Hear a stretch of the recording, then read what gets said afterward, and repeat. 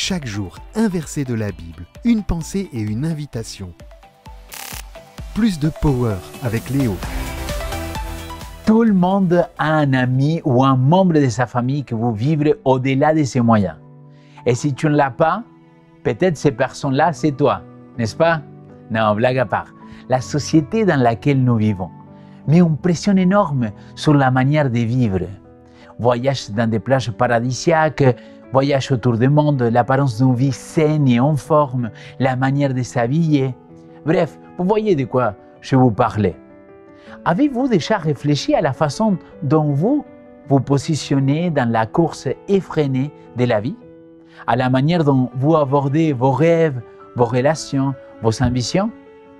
Il y a quelques jours, nous avons parlé de ne pas se conformer à ce monde-ci, mais d'aspirer à une transformation profonde, en accord avec ce que Dieu souhaite dans ta vie. Dans la suite de Romains chapitre 12, verset 2, Paul dit: « Par la grâce qui m'a été accordée, j'ai dit à chacun d'entre vous de ne pas entretenir des prétentions excessives, mais de tendre à vivre avec pondération, chacun selon la mesure de la foi que Dieu lui a donnée en partage. » Romains chapitre 12, verset 3. Qu'est-ce que veut dire vivre avec pondération?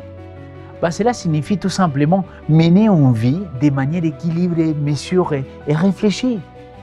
Mais cela implique de prendre des décisions et de conduire ces actions en tenant compte de manière modérée, raisonnable des différentes situations, sans excès ni exagération.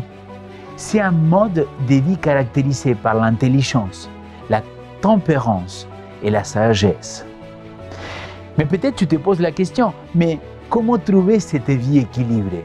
Comment savoir si je suis en train de suivre le bon chemin? La citation du jour, il nous dit: « Il existe une grande différence entre l'esprit du monde et l'esprit de Christ.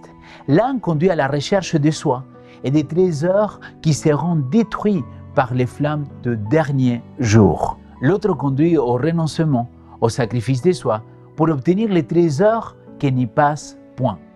Le Saint-Esprit, reçu par la foi, brise les cœurs obstinés. » C'est là l'âme et la puissance, le power de la sanctification par la vérité, la source de la foi qui agit par amour et purifie le cœur. Mon ami, la vie avec pondération, la vie avec modération n'est pas synonyme de renoncement à nos rêves ou nos ambitions. Au contraire, c'est vivre avec la perspective des trésors éternels.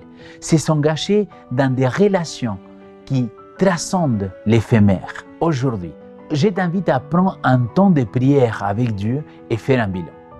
Es-tu en train de vivre une vie modérée et équilibrée? Il n'y a que toi qui puisse répondre à cette question. Je t'invite à que tu puisses être rempli de Saint-Esprit aujourd'hui et qu'il te guide dans cette journée avec plein de power.